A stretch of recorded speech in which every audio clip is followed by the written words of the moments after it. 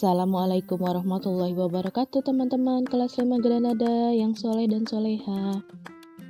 Mari kita awali pembelajaran pada hari ini dengan membaca basmalah. Bismillahirrahmanirrahim.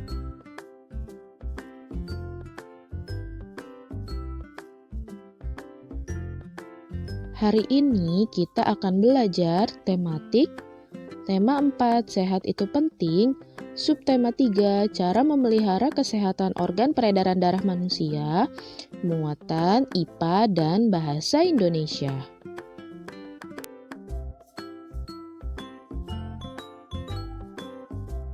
Muatan IPA.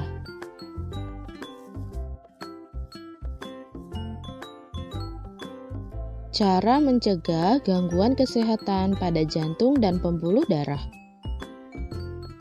Untuk mencegah atau menghindari gangguan kesehatan pada jantung dan pembuluh darah, hal yang dapat kamu lakukan adalah sebagai berikut. Yang pertama, hipertensi, hipotensi, dan jantung koroner dapat dicegah dengan olahraga teratur, istirahat yang cukup, serta mengkonsumsi makanan berserat seperti sayur mayur dan buah-buahan. Yang kedua, varises dapat dicegah dengan cara melakukan pendinginan atau meluruskan kaki setelah berolahraga agar aliran darah kembali lancar.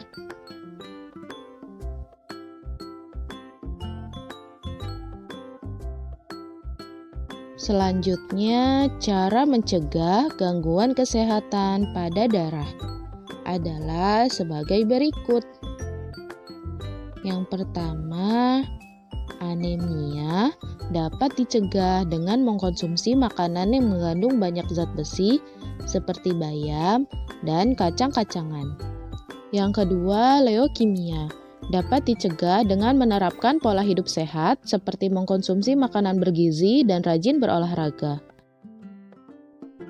Selanjutnya, demam berdarah. Demam berdarah dapat dicegah dengan menjaga kebersihan lingkungan untuk membasmi sarang nyamuk. Kegiatan membasmi sarang nyamuk Aedes aegypti dikenal dengan kegiatan 3M. 3M yaitu menguras tempat penampungan air, kemudian menutup tempat penampungan air, dan mengubur barang-barang bekas. Talasemia. Talasemia tidak dapat dicegah karena merupakan penyakit keturunan. Akan tetapi, gejalanya dapat dikurangi dengan pengobatan dan melakukan transfusi darah dalam kondisi tertentu. Kemudian, hemofilia. Hemofilia tidak dapat diobati, akan tetapi dapat dicegah dengan cara menghindari terjadinya perdarahan agar darah tidak terus mengalir.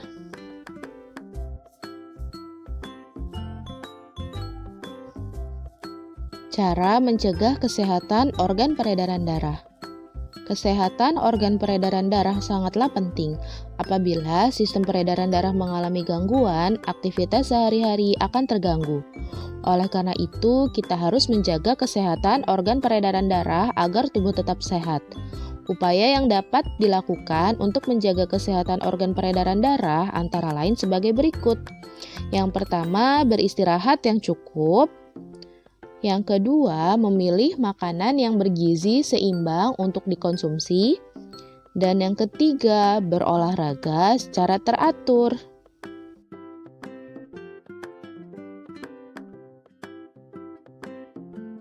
Muatan bahasa Indonesia.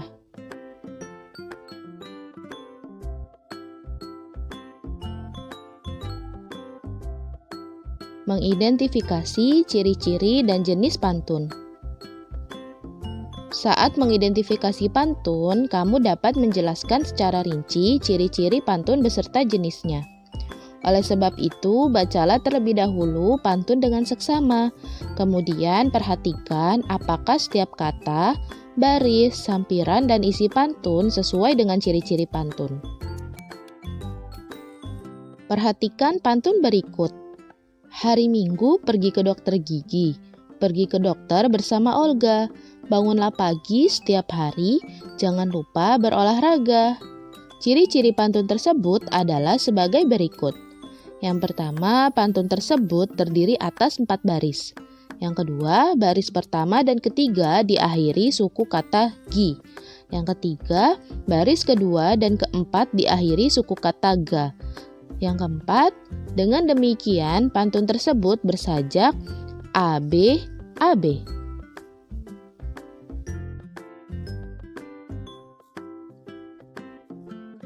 Membuat pantun berdasarkan usia. Berdasarkan usia, pantun dibedakan menjadi pantun anak-anak, pantun orang muda, dan pantun orang tua. Untuk membuat pantun, kamu perlu memperhatikan hal-hal sebagai berikut. Yang pertama, tema pantun yang akan dibuat. Yang kedua, jenis pantun yang akan dibuat. Dan yang ketiga, sajak pada bagian sampiran dan isi pantun. Saat membuat pantun, pastikan akhiran atau sajak yang digunakan pada bagian sampiran dan isi sesuai. Misalnya, baris pertama pantun diakhiri dengan huruf A, kamu juga harus membuat bagian isi pantun di baris ketiga menggunakan kata yang berakhiran huruf A. Begitu pula dengan sampiran di baris kedua dan isi baris keempat, yang bisa diakhiri dengan huruf B. Menjelaskan tradisi berpantun.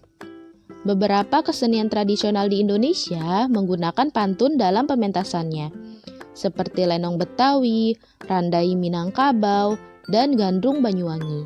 Tradisi berpantun biasanya dipentaskan pada upacara adat pernikahan. Misalnya, tradisi berbalas pantun pada acara pernikahan masyarakat Betawi. Tradisi berbalas pantun masyarakat Betawi di acara pernikahan dikenal dengan sebutan tradisi palang pintu. Pada prosesi pernikahan, sebagian besar pantun yang digunakan adalah pantun orang tua karena berisi tentang adat, budaya, agama, dan nasihat. Selain itu juga terdapat pantun jenaka pada tradisi palang pintu. Pantun yang disampaikan saat tradisi palang pintu tentu saja tidak terlepas dari ciri-ciri pantun.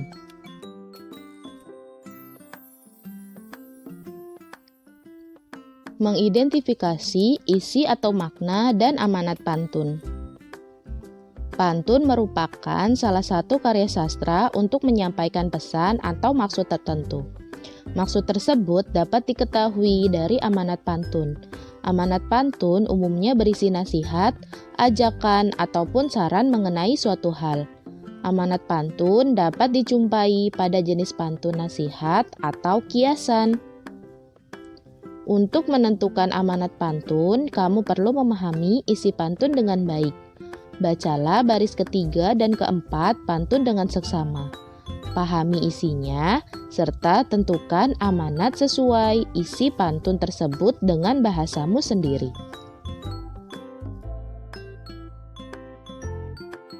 Perhatikan contoh pantun berikut.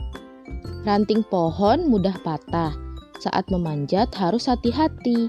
Orang tua tak boleh dibantah, itulah tanda anak berbakti.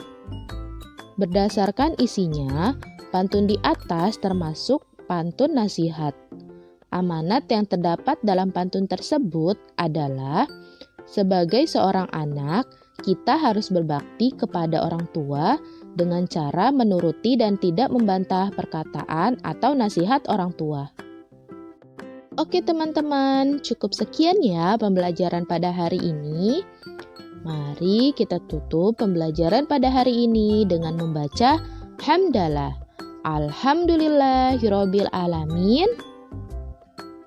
Wassalamualaikum warahmatullahi wabarakatuh.